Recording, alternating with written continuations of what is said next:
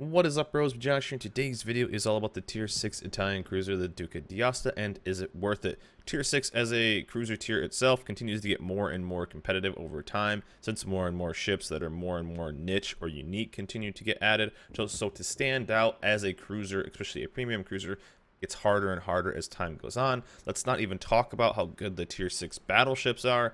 So as a cruiser itself, it continues to get more and more hostile as a cruiser. But does the Duca have something that sets it apart, and is it good enough right now to throw down some cold hard cash to buy this tier 6 premium Italian cruiser?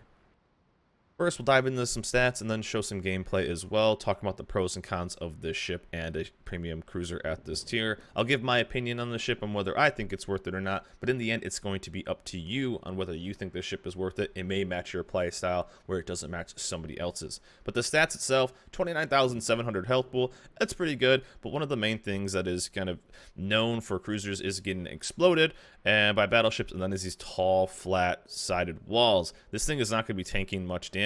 Obviously, you can tank some cruiser damage, but really, you're going to be kind of taking some damage. So you have to be very careful. Battleships, again, as I talked about a little bit earlier, battleships are known for just making cruisers disappear, and the Duca is one that definitely will see that happen. But you can obviously bounce with that 20mm plating. You can bounce some cruiser shells. Torpedo protection, don't get hit because it's going to hurt a lot. One of the main things that sets the Duca D'Aosta apart from all the other tier 6 cruisers is its main battery. This is kind of its identity, and what it is it's an extremely fast shell at 1,000 meters per second for its AP, the fastest at this tier, but it has an extremely low fire chance. It shows 10%. I do have a demo expert captain on this. It's an extremely old captain, so an 8% chance on your HE shell is the base fire chance. This is extremely low, the lowest of this tier besides the Leander, and just being able to be higher than the only ship you're higher than is a ship that doesn't even have HE ammo isn't anything to write home about. But you do have a 7.5 second reload, but look at that shell velocity. It's extremely low. The AP can be extremely punishing against other cruisers, but this is an HE game. It really is. Cruiser damage tends to be all about fires, and having a ship with a low fire chance isn't the best thing in the world. So that is kind of a con about this ship, that it tends to have an extremely low fire chance, although you obviously can make it work. The game we're going to be going over, I was lighting fires like mad, so it obviously is part of HE, but that is one of the things that sets it apart. But 7.5 second reload, 4 times 2, so 8 shells going out every 7.5 seconds is actually pretty solid. One of the things that is also a con about this ship is the 14-kilometer range. It's one of the lowest at this tier. You can make it work, but again, remember, those battleships are pretty nasty at this tier. Torpedoes, this is something too that is kind of an Italian identity, is long-range torpedoes. Actually, the longest in this game at this point, at tier 6. And it's 12 kilometers, although they're extremely slow, but they do have a fast reload on the faster side of this tier for its cruisers at 71 seconds. But 12 kilometers, which is actually pretty good. And one thing that this ship does have is insanely good torp arcs. You'll see that in the gameplay as well. So fast reloading torps, but they're super slow, but they go a long ways, and you can launch them almost perfectly straight. It's kind of impressive. AA is nothing to write home about. It's kind of in the middle, lower end of AA. I don't really expect this thing out for any AA. One of the things that this thing does have is some pretty good maneuverability, and the top speed is actually really good, almost 40 knots. So pretty quick for a cruiser. Detectability 10.5 kilometers. Now this is the captain I will be running, just to keep in mind. Kind of just a basic overall captain. It's a very old school captain. I am running demo expert, concealment expert, just the kind of normal, just to keep that in mind when you are seeing the gameplay. And also another upside about this ship is that it's one of those first ones that really got kind of all the tools. It has hydro and AA and spotter plane. Spotter plane is very good because you have such that low range, one of the lowest at this tier. And then if you click back over, I don't even have that module. Let's just plop that in because they all got changed. But you don't really need the aiming system because the ship is pretty dang accurate. But this is kind of the normal ones I'm running right here. Let's dive over to some gameplay. Then we'll kind of break it down on my opinion of this ship and kind of the strengths and weaknesses going forward with this ship, and potentially how I could see this ship getting worth more maybe in the future at some point. So here we are in game with the Duca D'Aosta, and as you can see, we are on the Two Brothers map. So let's talk about tier 6 in general as a cruiser tier. First of all, you get some pretty dang good maps. Probably some of the best maps in this game. That mid to lower tier map are fantastic. You're not going to really break into a lot of the high tier maps, which I think are way too big and way too boring. So you get some really good maps to kind of make this ship work. Now, tier 6 itself, price wise, you're looking into that mid. Now, this is going to be USD. You're looking at that mid 20 range, between $23 to $27, somewhere right in there. So they tend to be a bit more affordable, but it's kind of up to you if you want to purchase those. There are a lot of tier 6 premium ships, especially cruisers and battleships, so there's a lot of competitions. But does this thing set itself apart? One of the biggest cons that this thing has going for it is there's no real reason to have it to train other captains. You see that a lot with something like the Perth, even the Hwanghae, a lot of ships that just don't have a line to really kind of use to train. Now, as you can see right there, there is the torpedo angle, some of the best in this game. I'd say probably the best torpedo angle in this game. You have almost the entirety of the ship and can almost launch torps perfectly backwards and perfectly forwards. But let's get back to one of the biggest cons for the ship is just there's no Italian cruiser line. So that's usually what you look for in a premium ship. Now you can pick up something like the Degrasse. The Degrasse has an entire French line to work with. There's a lot of other ones that just they have an entire line to help train a captain. Normally when people are picking up premium ships, they want something to help them make credits. That's fun to play and also to help train up other captains. The Duca and even its tier 7 brother, the Abruzzi, don't really have anything to help train up. So that's one thing I kind of mentioned a tad earlier, that going into the future, this potentially could get stronger if there ever is a, let's say, a French, or not a French, an Italian cruiser line. But right now, with only having the Italian ships in this game being premiums, there's nothing really to help train up. That is one thing I would say is probably one of the biggest drawbacks of this ship, is that, let's just put it, like, the ship itself aside, but there's nothing really to help train when it comes to actual captains and helping get other stuff done. That's one thing that I tend to really look for, is this is a perfect X-line trainer, or you get a lot of value because you're going to be training up these specific captains. With this, you basically need to start, if this is your first Italian ship, you basically need to start from fresh and get a brand new captain, and that can be a bit of a trouble.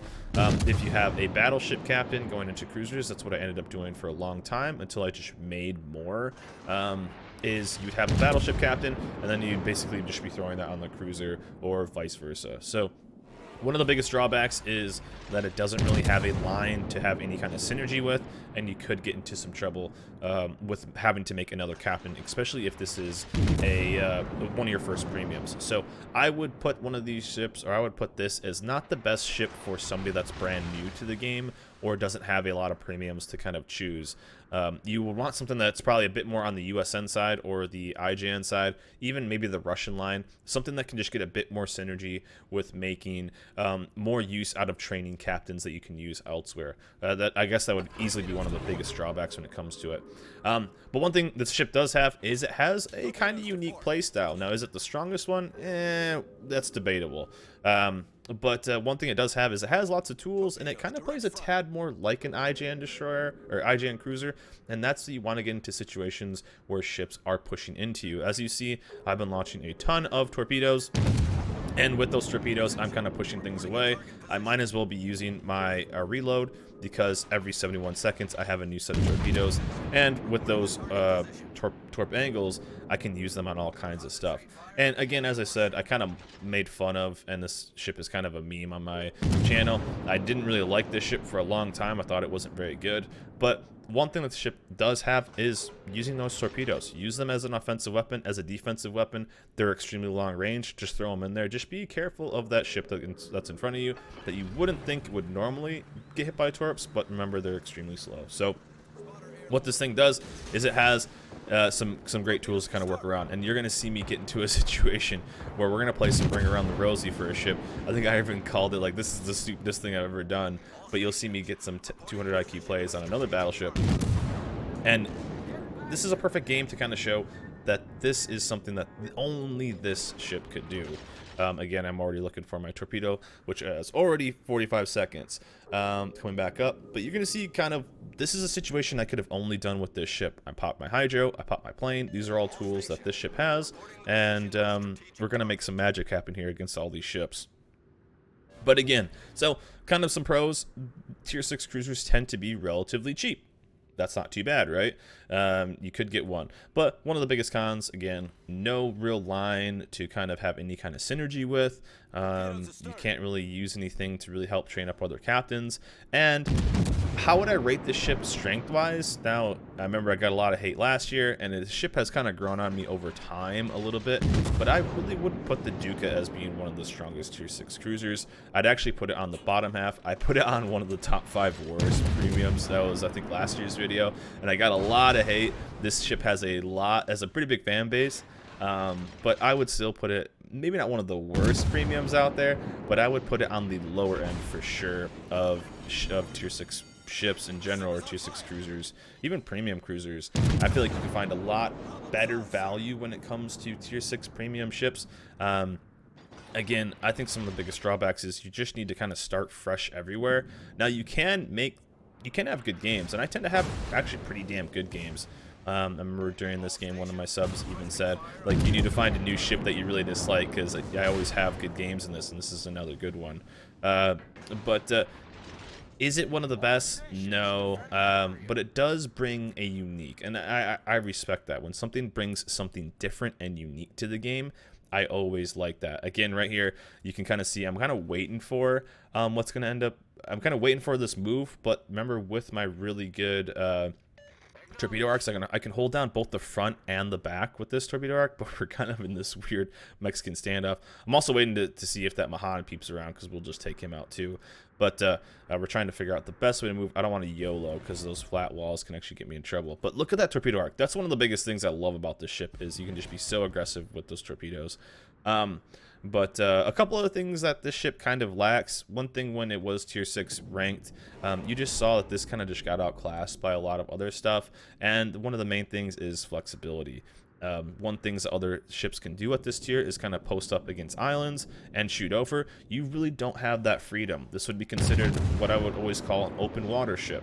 And what that means is you need to basically be exposed to do a lot of your damage, because you're not going to be firing over islands. And that's something that ships, you know, with a low trajectory, you are in great situations to be able to do a lot. But and we're gonna get I think we're gonna take a random torpedo. We get lucky. I thought I was gonna be killed here. But this is something that, although the trajectory is really nice to have, it does actually work against the ship, which is a bit of a bummer. And as you can see right here, almost perfectly forward, which is fantastic.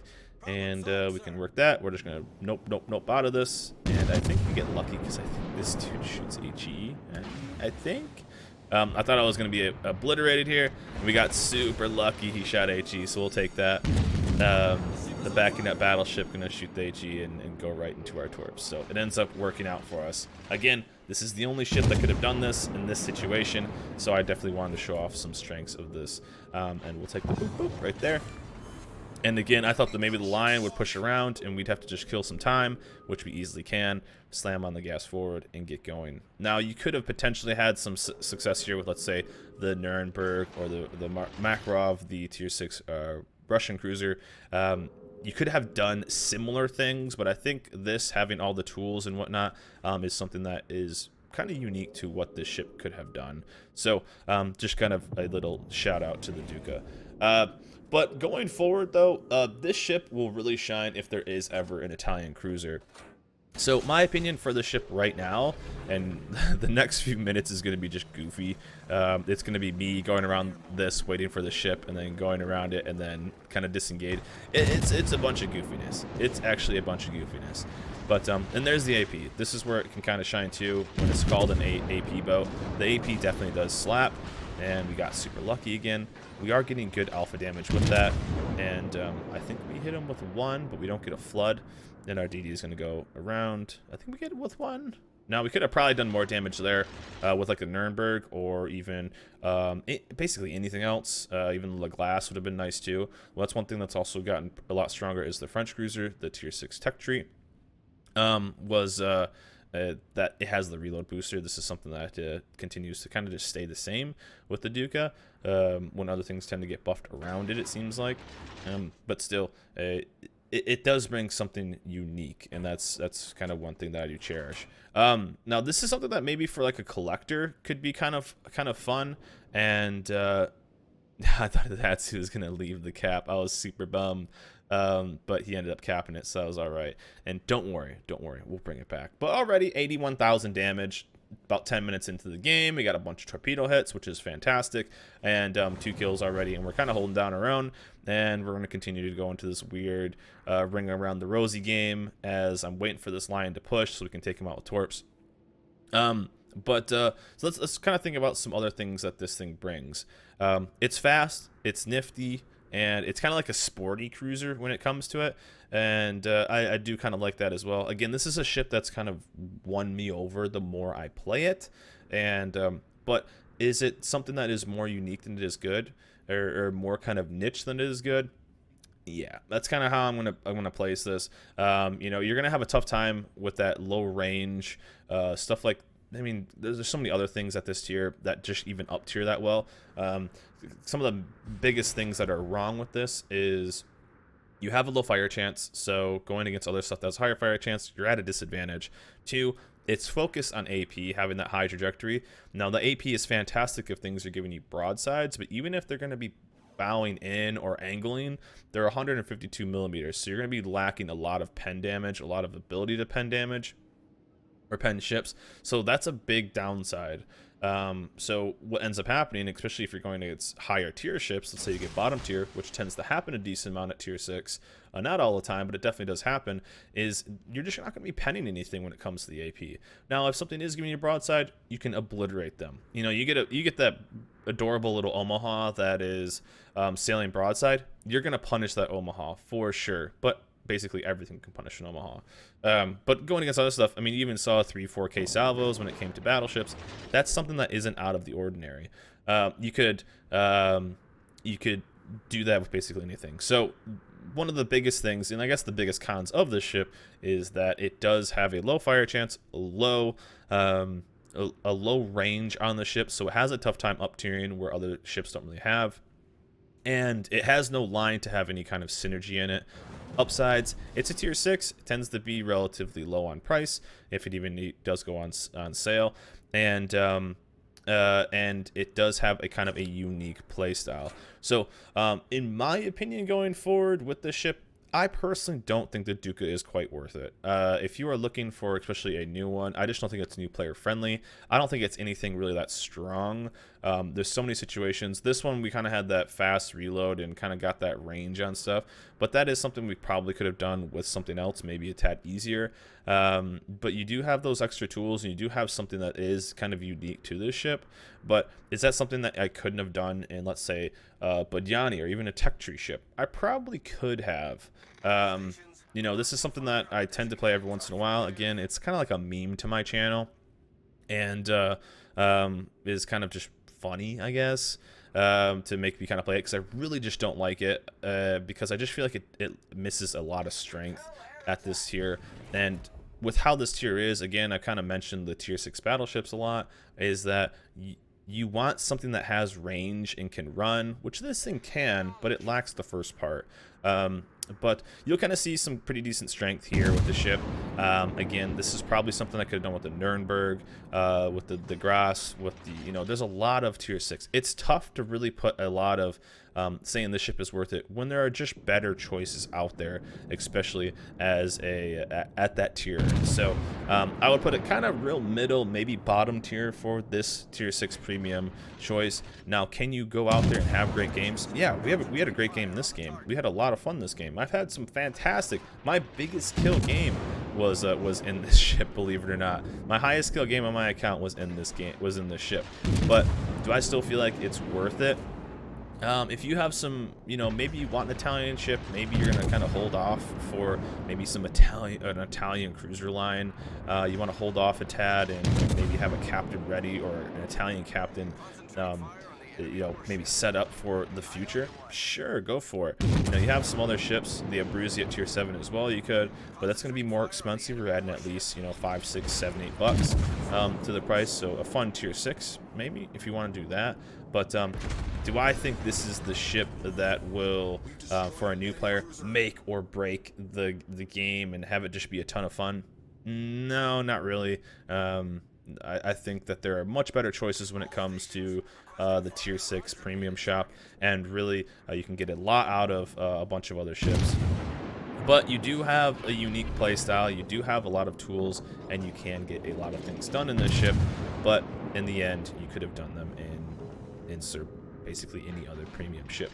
Now the rest of this game it was actually pretty scary and close. I was hoping to kind of snag them. Again, I throw out these torps all the time. They're a lot of fun, and I always kind of enjoy having that. So as I kind of, I don't want this with this series, I feel like I kind of like turn into, I rant if the ship is bad and just kind of praise the ship is good. I don't want that to kind of be that. I just want to give you guys a real authentic opinion on this ship. Now I obviously don't really enjoy this ship as one of my favorite tier 6 cruisers, but I want to kind of be this middle ground for you guys to kind of go to and have a resource of just an honest opinion of this ship. There's a lot of things that the Duca did that no other ship could have, but there's a lot of things that the Duca did this game that a lot of other ships could have done better. And there's a lot of tech trees at this ship, and I feel like there's a lot of good tech tree ships at tier 6 that I think are even more fun and even better. So going forward, and I think the rest of this game, I think our Fuso misses the ram, and we'll just watch the rest of this, that's fine. But tier 6 though, as a cruiser tier, I think is pretty fun. And one thing that's actually really nice about tier 6 cruisers is you kind of start getting into a situation where you end up starting to make it. It seems like tier 6 make a decent amount of money, and he misses the ram. Luckily, we got lucky that the Arizona just never shot at us. We were trying to go dark, but obviously that DD is there, and our Baron, although is pushing right into a kamikaze, or minikaze, which is never a good thing. But we got this cap, and we're gonna go try to get those islands as fast as possible. And I think we get another HE firing battleship, so. It can be all right, but I'm interested in what you guys think about the ship. In the end, I'll give you guys my opinion. You've kind of heard that, but in the end, it's going to be up to you. Again, TLDR on the strengths and weaknesses of the ship. Let's just go over the weaknesses. Weaknesses again were you have a low fire chance, as I just get a double fire. Again, as I said, I have a 10% fire chance this game. Actually, that's actually really interesting. You tend to not get your exact fire chance, but I have a 10% fire chance and basically at right about 10% right now. But overall, remember, we are running Demo Expert, so it is 2% higher, but a base fire chance of 8%, as you can see. Back-to-back double fire. So maybe I should just be quiet or whine about the fire chance even more. But the ship itself brings a low fire chance. It's an AP ship in an HE world, and something that you want to just be careful of going forward. It doesn't really have much synergy when it comes to making a captain, and its ability to kind of level up other things while you're playing. You're going to need to start a brand new captain and start leveling up for the cruiser itself. The decent little setup here is we kind of hide behind this line, and we're kind of good to go. I think the Arizona would have even taken those torps. But as you can see right now, that the cons, low fire chance, AP shells in an HE world, no real synergy with leveling up a tech tree line as well with captains. Pros though, it's going to be a lower price tag. It does bring some uniqueness to the line, and you could have some fun in it, and it can be strong in situations. But overall, I just feel like the Duca does kind of lack against a lot of its tier 6 counterparts, as well as even tier 6 tech tree ships. And then still, this thing could really get a lot better. Now, if an Italian cruise line somehow in the future pops up, the Duca its stock just rises and could be worth it there. So is it worth to maybe have an Italian ship and an Italian captain ready to go for the future? It could be, for sure.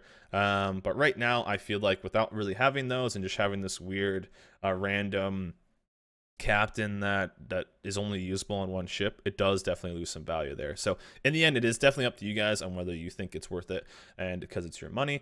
But right now, that's just what I wanted to let you guys know and give you an honest opinion on the tier 6 Italian cruiser. But anyways, guys, that's it for me. Hope you guys enjoyed this video. Remember, like, subscribe, and I'll see you guys next time.